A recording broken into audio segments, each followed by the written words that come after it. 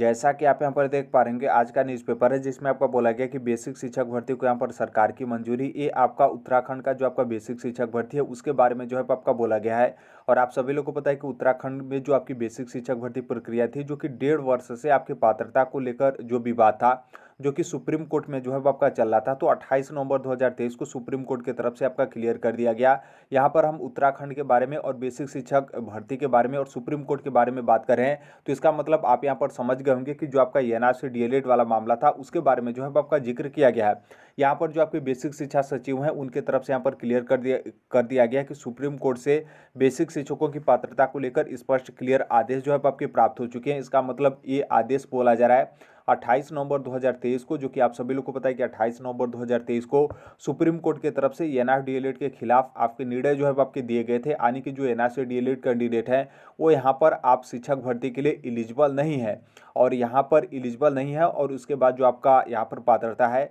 उसके विवाद को यहाँ पर समाप्त जो है आपका कर दिया जाता है। तो वहीं आपके जो उत्तराखंड के बेसिक शिक्षा सचिव हैं उनके तरफ से बोला गया कि ये जो आपका विवाद था जो कि 1.5 वर्ष से, तो वो यहाँ पर सुप्रीम कोर्ट की तरफ से समाप्त जो है आपका कर दिया गया है। आगे आपका बोला गया कि बेसिक शिक्षा निदेशालय ने प्रस्ताव जो है वो आपका भेजा है, यानी कि बेसिक शिक्षा जो निदेशालय है वो यहाँ पर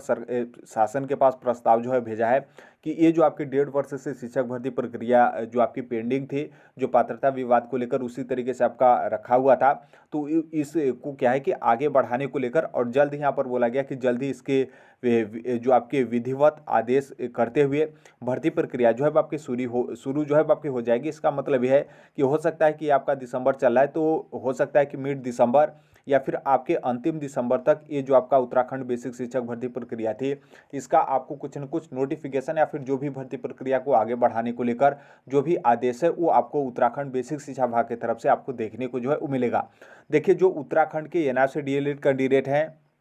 आप लोगों के पास एक तरीके से आप देखेंगे तो वर्तमान के लिए और जल्दीबाजी में अंतिम रास्ता बचा है। जो यहाँ पर बिहार के जो एनआरसी डीएलएड कैंडिडेट हैं, जो कि आप सभी लोग पता है कि पप्पू यादव जो एनआरसी डीएलएड का मतलब जो प्रदेश अध्यक्ष है, तो उनके तरफ से जो आपका रिव्यू पिटीशन है उसके लिए जो है वो आपके सुप्रीम कोर्ट में संभवतः आज या फिर कल उनके तरफ से अपनी याचिका जो है वो दाखिल कर दी जाएगी। तो हो सकता है कि यहाँ पर रिव्यू पिटीशन दायर करने के बाद यदि कोई बीच का रास्ता निकल जाता है कि एनआरसी डीएलएड कैंडिडेट जो बेसिक शिक्षक भर्ती है उसके लिए यहाँ पर एलिजिबल है, तो हो सकता है कि ऐसा हो जाता है। तो जो आपका यहाँ पर उत्तराखंड शिक्षक भर्ती का मामला चल रहा है, जो कि अभी आपका जो बेसिक शिक्षा विभाग है वो यहाँ पर अप्रूवल मांगे हैं शासन से, तो शासन से अप्रूवल मिलने में थोड़ा बहुत तो समय लगेगा। ऐसा नहीं कि आज अप्रूवल मांगे हैं कल मिल जाएगा। तो हो सकता है कि यहाँ पर रिव्यू पिटीशन में एनआर डीएलएड जो कैंडिडेट है यहाँ पर जो इनकी वैलिडिटी है, इनकी जो योग्यता है उसको यहाँ पर मान लिया जाता है सुप्रीम कोर्ट की तरफ से रिव्यू पिटीशन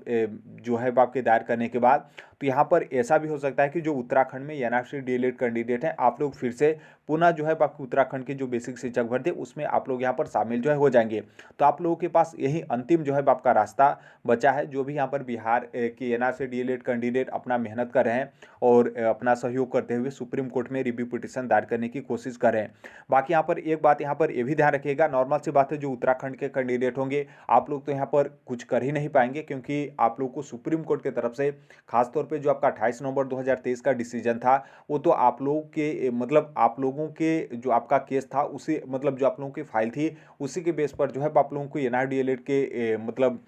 खिलाफ जो है आपका सुप्रीम कोर्ट की तरफ से निर्णय दिया गया था। तो जो उत्तराखंड के एनआरसी डीएलएड कैंडिडेट है आप लोग तो वर्तमान में अभी कुछ भी जो है आप नहीं कर पाएंगे, बस सिवाय जो बिहार के एनआर डीएलएड कैंडिडेट हैं जो रिव्यू पिटीशन दायर के हैं उसका जो रिव्यू पिटीशन का रिप्लाई है उसका इंतजार जो है आपके करने के अलावा। बाकी यहाँ पर यह भी ध्यान रखिएगा कि इस चीज़ को लेकर आप लोग यहाँ पर बीपीएससी टीआरई 2 जो कि आप लोगों का 7 दिसंबर से 15 दिसंबर के बीच में आप लोग का एग्जाम जो है वो चलेगा। तो जितने भी एनआरसी डीएलएड कैंडिडेट चाहे आप बीपीएससी टीआरई 2 में प्राइमरी में या फिर अपर प्राइमरी यानी 6 to 8 के लिए फॉर्म सबमिट किए हैं, तो आप लोग इस मैटर को लेकर जो है आप लोग यहाँ पर इसको लेकर चिंतित मत होइएगा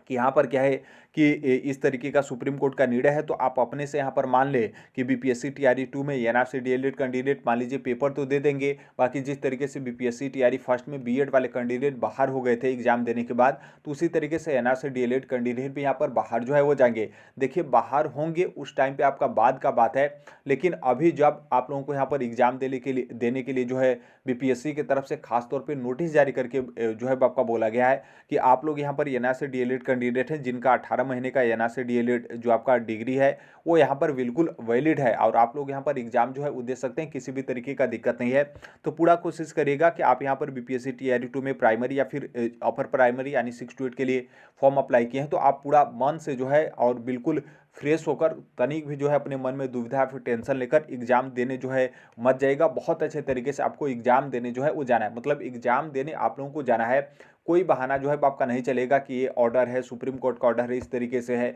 एनआरसी डीएलएड बाहर हो गया, XYZ जो कुछ भी आपका फलाना ढिमकाने मन में चला है उन सभी चीज़ को आप बाहर करिए और आप लोग यहाँ पर एग्जाम देने जो है वो जरूर जाएगा। देखिए उत्तराखंड के संदर्भ में आपका सुप्रीम कोर्ट की तरफ से मामला जो है आपका आया है कि एनआरसी डीएलएड आपका वैलिड नहीं है, मान्य नहीं होगा। तो अभी क्या है कि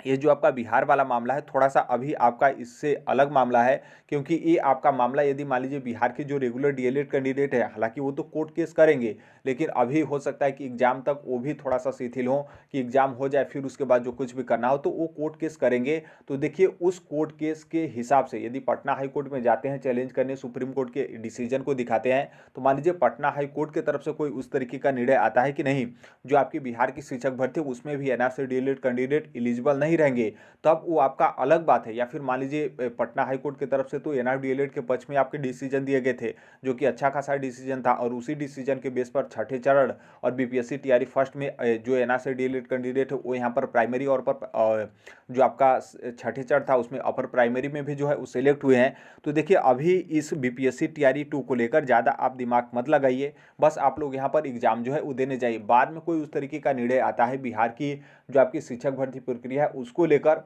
तो आपका अलग और वो आपका बाद का बात है, लेकिन अभी वर्तमान में आप लोगों को यहाँ पर एग्जाम देने का मौका मिला है तो आप लोग यहाँ पर एग्जाम देने जरूर जाइएगा। क्योंकि यदि मान लीजिए बाद में यहाँ पर रिव्यू पिटीशन के बेस पर मतलब दायर करने के बेस पर एनआरसी डीएलएड कैंडिडेट यहाँ पर एलिजिबल हो जाते हैं और शिक्षक भर्ती में शामिल हो जाते हैं और जो आपका 28 नवंबर 2023 वाला निर्णय आया है वो यदि मान लीजिए आपका निर्णय पलट जाता है, हालांकि रिव्यू पिटीशन में बहुत कम इस तरीके के डिसीजन जो है आपके चेंज होते हैं, 1% से भी आपका कम जो है आपका रेशियो है, लेकिन नॉर्मल सी बात है 1% से भी आपका कम है, परसेंटेज तो कुछ है ना। तो हो सकता है कि आपको यहाँ पर जीत मिले तो फिर आप बाद में जो है मतलब वहीं आप बहाना लगाते रह जाएगा कि हम यदि पेपर देने चले जाते तो हमारा सिलेक्शन जो है आपका हो जाता, तो फिर आप बहाना लगाने के अलावा आपके पास कोई रास्ता जो है आपका नहीं रहेगा। तो इसलिए पूरा कोशिश करिएगा कि बहुत अच्छे तरीके से आप सभी लोग बीपीएससी टीआरई 2 में एग्जाम देने जो है वो जरूर जाइएगा। तो अभी के लिए यही अपडेट है, बाकी जैसे भी प्रेस जो है वो जरूर कर लीजिएगा क्योंकि जो कोई भी अपडेट आए वो आपके पास समय रहते जो है आपके पास पहुंच जो है वो जाए। तो बाकी मिलते हैं अगले नेक्स्ट वीडियो में, तब तक के लिए